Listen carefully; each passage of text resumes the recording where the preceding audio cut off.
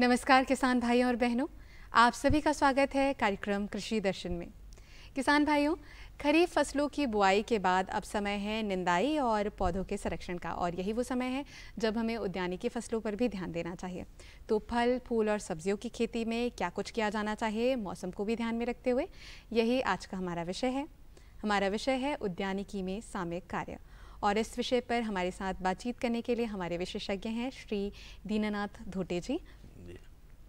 नमस्कार। आप उद्यानिकी संचालनालय भोपाल में वरिष्ठ उद्यान विकास अधिकारी के पद पर कार्यरत हैं। आपका बहुत बहुत स्वागत है जी। दीनानाथ जी, वर्षा का मौसम तो बहुत ही महत्वपूर्ण होता है लगभग सभी फसलों के लिए ही। मैं ये जानना चाहती हूँ कि किसान भाई वर्षा के मौसम में ऐसे क्या काम करें जिससे उद्यानिकी के फसलों को वो विकसित कर सकें, और साथ ही साथ उनके लिए उद्यानिकी की फसलों का महत्व क्या है। सबसे पहले हम चर्चा करते हैं कि उद्यानिकी फसलों का महत्व क्या है। उद्यानिकी में विशेष रूप से फल, सब्जी, फूल और मसालों की खेती सम्मिलित है। साथ में जो बाग बगीचे हम सुंदर सुंदर देखते हैं वो भी उद्यानिकी के कार्य क्षेत्र में ही आते हैं।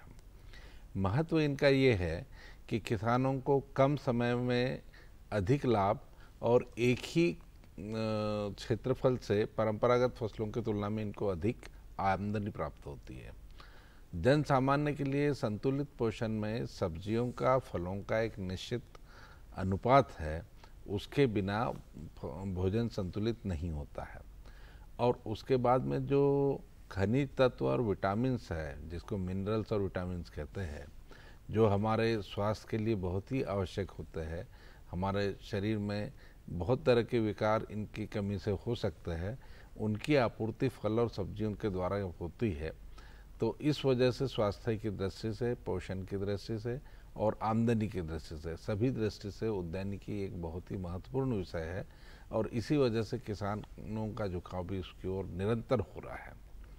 इसके बाद में आप देखते हैं कि परंपरागत फसलें एक बार लगा देते हैं और जब पकती है उस समय उसकी हार्वेस्टिंग या कटाई करते हैं, जबकि उद्यानिकी फसलों में फसल लगाने के 1.5 से 2 महीने बाद से आमदनी शुरू होती है और लंबे समय तक चलती रहती है।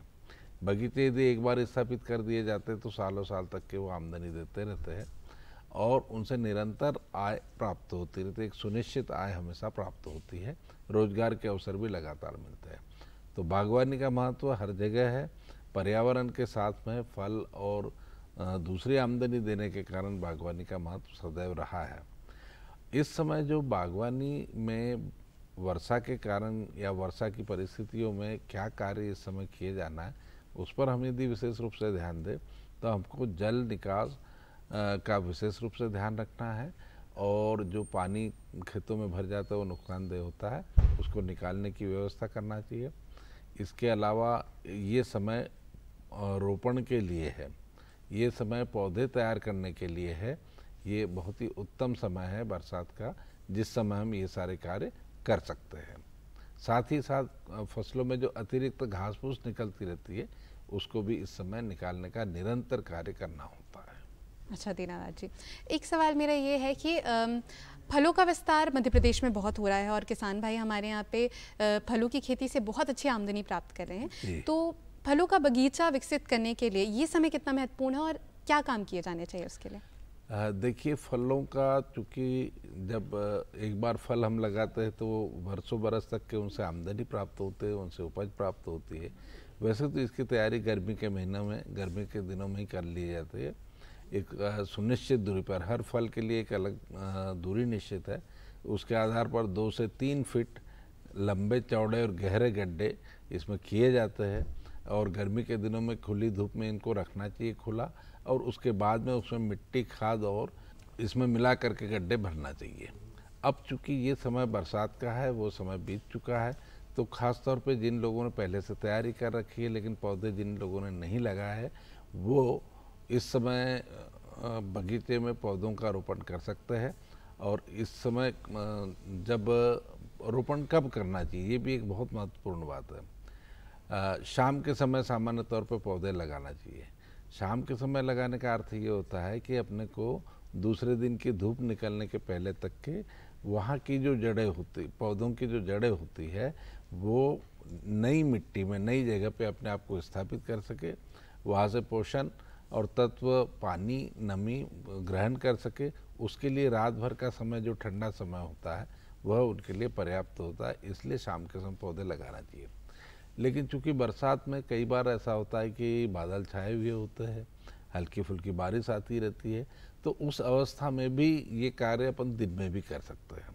तो उसका लाभ ये रहता है कि पौधे मुरझाते नहीं हैं और पौधों के मरने की संभावना कम से कम होती है और सजीवता उनकी अधिक से अधिक मिलती है। तो एक तो काम हम बगीचों में पौधे रोपण का कर ले। कई बार ये होता है कि लोगों ने अभी जैसे शुरुआत में पौधे लगा लिए हैं, लेकिन लगाने के बाद में 100% पौधे जीवित नहीं रह पाते। तो वो एक बार देख ले पूरे बगीचे में घूम करके कि हमने जो पौधे लगाए थे उनमें से पौधे कोई मर तो नहीं गया। तो जो पौधे मर गए हो उनके स्थान पर नवीन पौधे लगा दें।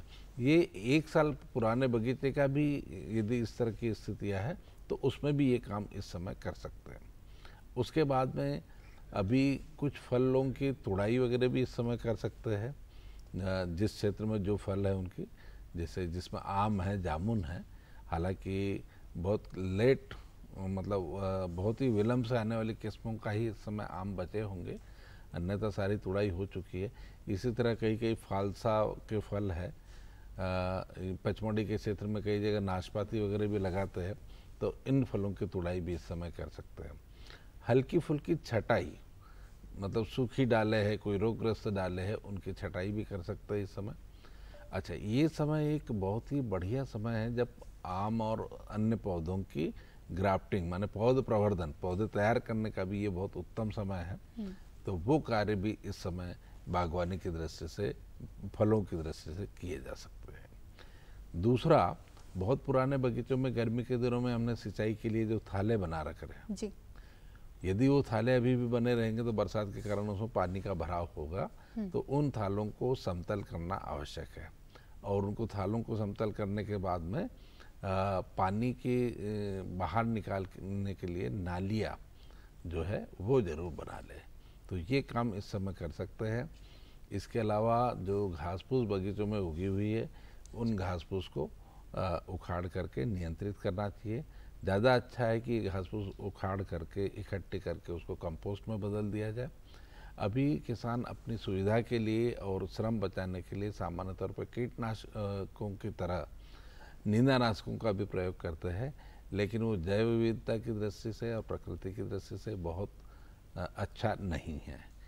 यदि उसकी खरपतवारों का अपन हाथ से उखाड़ कर या अन्य से करके कंपोस्ट में बदलते हैं तो ये ज़मीन की उर्वरा शक्ति के लिए भी बहुत आवश्यक है।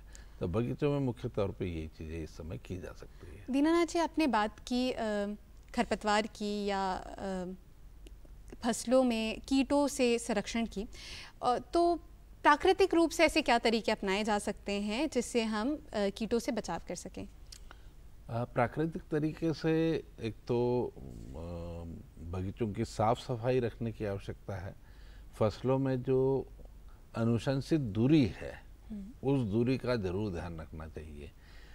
कई बार अन्य फसलों में हम बताते हैं कि यदि एक चास करीब 6 से 8 कतारों के बाद में एक कतार खाली छोड़ दी जाए तो कीटों का आक्रमण एक क्यारी से दूसरी क्यारी पे नहीं हो पाता है, उसमें नियंत्रण होता है।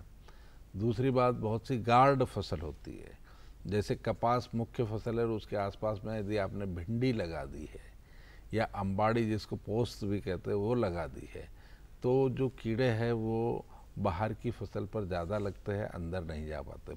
ऐसे पत्ता गोभी, फूल गोभी में भी सरसों के बीज ऐसी कतार में यदि दोनों कतार के बीच में थोड़े थोड़े लगा दिया जाए, एक तो बिल्कुल शुरू में रोपण के समय, रोपण के कुछ दिन पहले यदि लगा सकते तो और अच्छा, उस समय लगा दे तो कोमल पौधे रहेंगे सरसों के।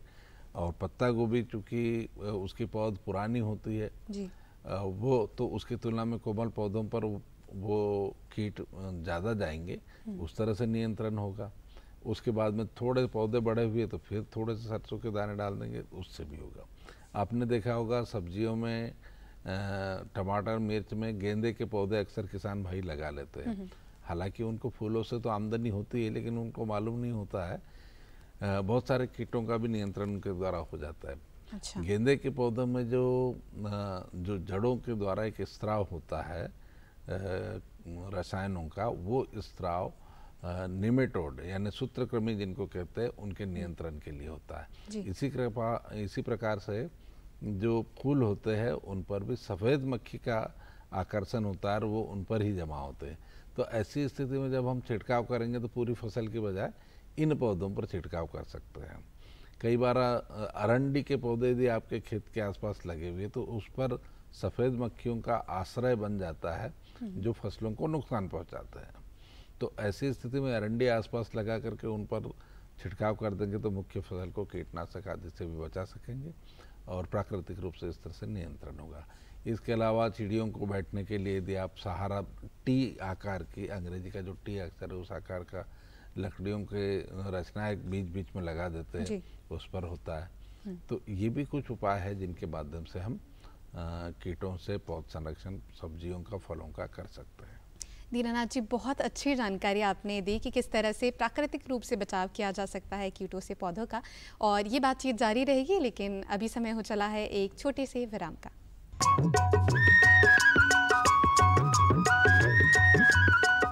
अरे सुन तो।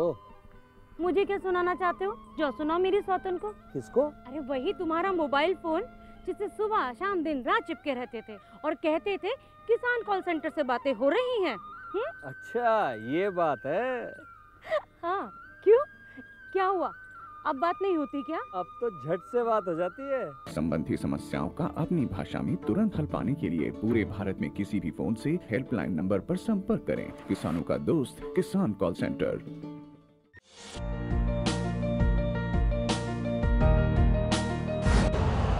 यूरिया का स्वदेशी उत्पादन 70 लाख टन बढ़ाने के लिए 6 उर्वरक संयंत्रों का उद्धार किया जा रहा है।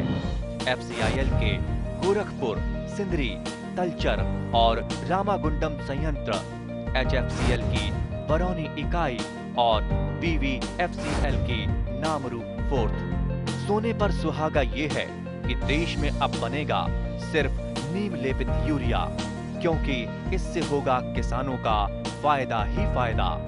अनाज का उत्पादन 10% तक बढ़ेगा। बढ़ेगी 10 से 15% नाइट्रोजन क्षमता।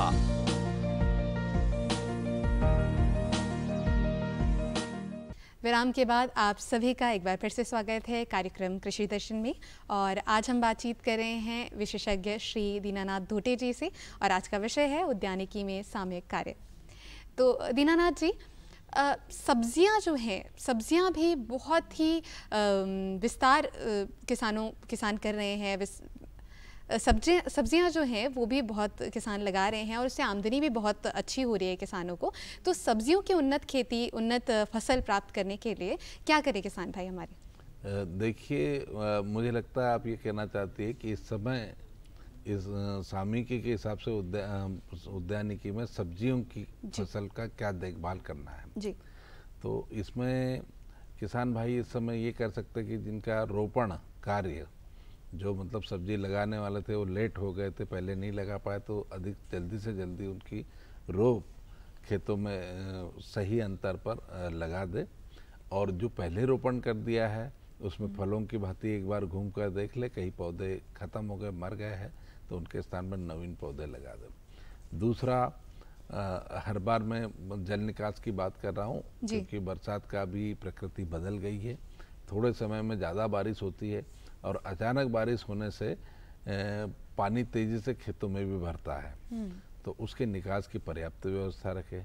निंदाई गुड़ाई निरंतर करते रहे, तो सब्जियों के लिए निंदाई गुड़ाई एक बहुत ही ज़रूरी है, क्योंकि उनका आपस में पोषण के लिए, पानी के लिए, धूप के लिए, हर बात के लिए आपस में प्रतियोगिता, कंपटीशन एक होता है, और जिससे कई बार खरपतवार यदि नियंत्रित नहीं किए जाए तो खरपतवार जीत जाते हैं और फसल अपनी खराब हो सकती है। अच्छा। तो खरपतवारों का निरंतर नियंत्रण करते रहना चाहिए।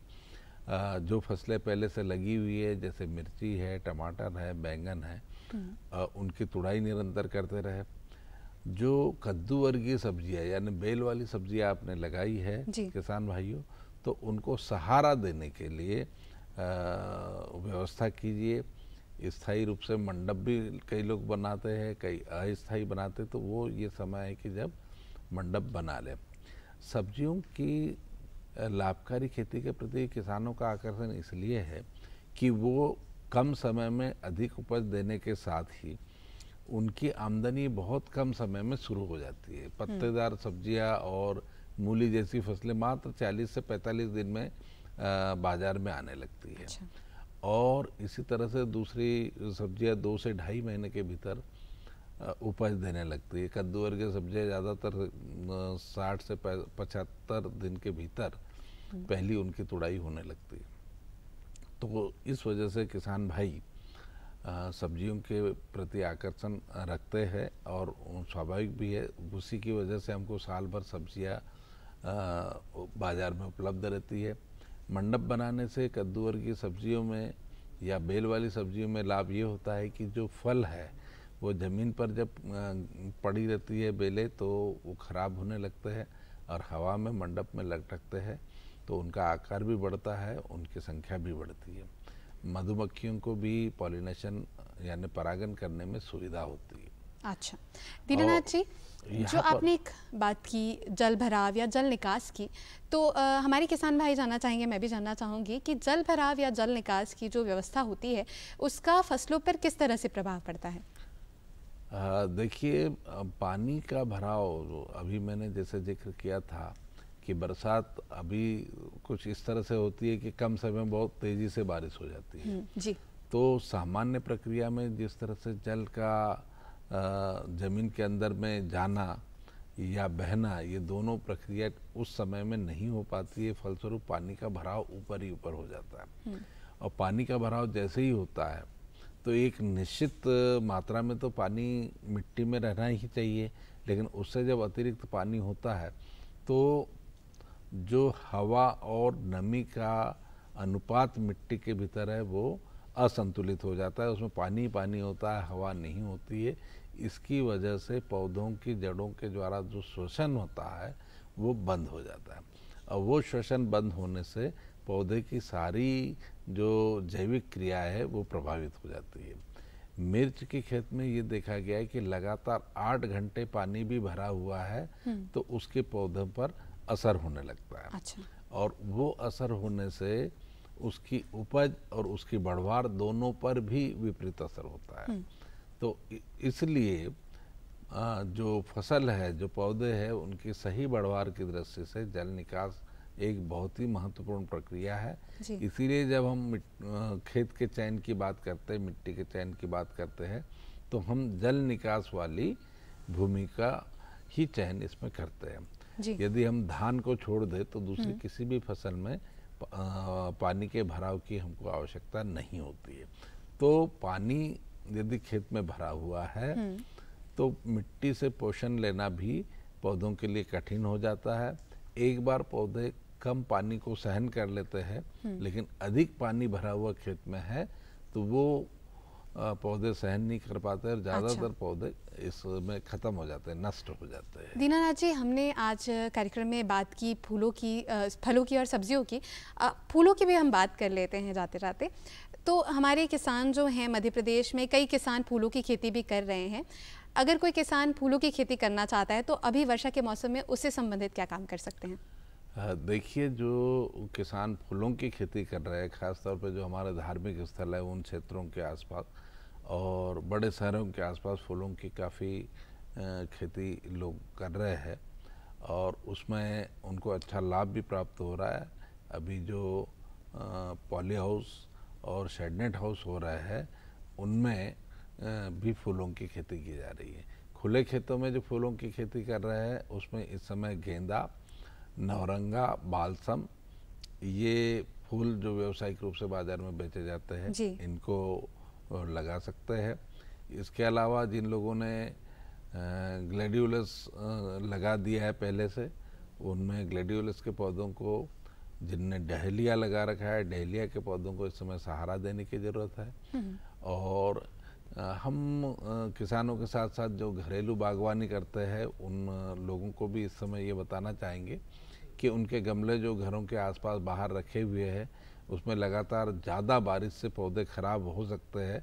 ऐसे पौधे खासतौर पे कैक्टस और कम पानी चाहने वाले पौधों को वो खुले से हटा करके थोड़ी सी अहाते में लगा दे, जहाँ पर सीधे बारिश उनको ना करे, नहीं तो पानी कंटिन्यू मतलब लगातार पानी बरसने से पौधे खराब हो सकते हैं। अच्छा। और जिन गमलों में पानी भरा हुआ है वो समझ लीजिए कि उसके नीचे का जो छेद है उससे पानी का निकास नहीं हो पा रहा है, उससे भी पौधे खराब हो सकते हैं। तो उन पौधों को गमलों को एक बार देख ले, उसमें से पानी निकास की व्यवस्था कर ले। अभी बहुत से पुराने पौधे जो आपके शोभायमान पौधे गमलों में लगे हुए हैं उनके गमला परिवर्तन का भी ये समय है। अच्छा। नवीन पौधे गमलों में लगाने का भी ये समय है। जी दीनानाथ जी, आपका बहुत बहुत धन्यवाद। आपने इतनी महत्वपूर्ण जानकारी हमारे किसान बंधुओं को दी और किसान भाइयों, आशा है आप भी इस जानकारी का अच्छा इस्तेमाल करेंगे और अपनी आमदनी को बढ़ाएंगे। तो अब कार्यक्रम में समय हो चला है सुनने का खबरें खेती की। नमस्कार किसान भाइयों, खबरें खेती में आपका बहुत स्वागत है और आइए नजर डालते हैं प्रमुख समाचारों पर। किसान का देश की अर्थव्यवस्था में बड़ा योगदान। 112 लाख हेक्टेयर में खरीफ बुआई पूरी। मध्य प्रदेश के 11 जिलों में कम बारिश। सोयाबीन में करें खरपतवार नियंत्रण। मूंग की कंबल कीट से सुरक्षा। किसान का देश की अर्थव्यवस्था में बड़ा योगदान। केंद्रीय कृषि एवं किसान कल्याण मंत्री नरेंद्र सिंह तोमर ने कहा कि आज़ादी के बाद पहली बार किसान को सम्मानजनक शब्द से सम्मानित करने का काम किया गया है। श्री तोमर ने ये बात आज़ादी के अमृत महोत्सव के अवसर पर भारतीय कृषि का स्वदेश और वैश्विक समृद्धि में योगदान विषय पर भारतीय कृषि अनुसंधान परिषद के सहयोग से नई दिल्ली में आयोजित अंतर्राष्ट्रीय सम्मेलन में कही। गांव का विकास हो, गरीबी का उन्मूलन हो, गैर बराबरी समाप्त हो, किसान खुशहाल हो और किसानी उन्नत रूप में विकसित हो, यह मोदी सरकार की प्राथमिकता है। इस प्राथमिकता पर केंद्र व राज्य सरकारें तथा वैज्ञानिक काम कर रहे हैं, वहीं किसान भी घनघोर परिश्रम कर रहे हैं। इसी का परिणाम हम देखते हैं कि भारत दिनों दिन समृद्धि की ओर अग्रसर हो रहा है। 112 लाख हेक्टेयर में खरीफ बुआई पूरी। प्रदेश के पूर्वी क्षेत्र को छोड़कर शेष अन्य भागों में खरीफ फसलों की बुआई पिछले सप्ताह हुई अच्छी बारिश से बढ़ गई है। अभी तक प्रदेश भर में 112 लाख हेक्टेयर में खरीफ फसलों की बुआई पूरी हो चुकी है, जो चालू खरीफ लक्ष्य का 75% है। गत वर्ष समान अवधि में 118 लाख हेक्टेयर में खरीफ बुआई हुई थी। पूर्वी क्षेत्र विशेषकर रीवा, सतना, सीधी, शहडोल, सिंगरौली, उमरिया, कटनी इत्यादि धान उत्पादक जिलों में पानी की कमी से धान बुआई प्रभावित हुई है। अभी तक 14 लाख हेक्टेयर में धान की बुआई एवं रोपाई हुई है, जो समान अवधि में पिछले साल की बुआई 20 लाख हेक्टेयर से 45% कम है। धान उत्पादक क्षेत्रों में अभी भी तेज बारिश का इंतजार है। सबसे अधिक 50 लाख हेक्टेयर में सोयाबीन बोया गया है। सोयाबीन की बुआई गत वर्ष की अपेक्षा मात्र 1 लाख हेक्टेयर में कम हुई है। चालू खरीफ सीजन में 54.42 लाख हेक्टेयर में सोयाबीन बुआई प्रस्तावित है। मक्का की बुआई 15 लाख हेक्टेयर में की गई है। उड़द की बुआई 14 लाख हेक्टेयर में की गई है, जो पिछले साल की बुआई से अधिक है। मूंग की बुआई 1.5 लाख हेक्टेयर में हुई है, जो पिछले साल के बराबर है। वहीं कपास की बुआई इस साल के लक्ष्य 6 लाख हेक्टेयर के विरुद्ध 6 लाख हेक्टेयर में की गई है। मध्य प्रदेश के 11 जिलों में कम बारिश। मानसूनी बारिश का समय 2 महीने बीतने के बावजूद भी मध्य प्रदेश के 11 जिले अभी भी कम बारिश की विभीषिका झेल रहे हैं। बहुत समय बाद ऐसा देखने में आया है कि प्रदेश में असमान बारिश हो रही है। प्रदेश के पश्चिमी हिस्से में जहां सामान्य से 46% अधिक बारिश हुई है, वहीं पूर्वी हिस्से में सामान्य से 4% कम पानी गिरा है। पूर्वी क्षेत्र के 9 ऐसे जिले हैं जहां अभी तक 26 से 57% तक कम बारिश हुई है। सीधी में 57 एवं रीवा में 49% सामान्य से कम बारिश हुई है। प्रदेश के अन्य 2 जिलों दतिया 24% एवं झाबुआ में 35% कम बारिश हुई है। प्रदेश के 23 जिलों में अभी तक सामान्य से अधिक वर्षा दर्ज की गई है, वहीं 19 जिलों में सामान्य वर्षा हुई है।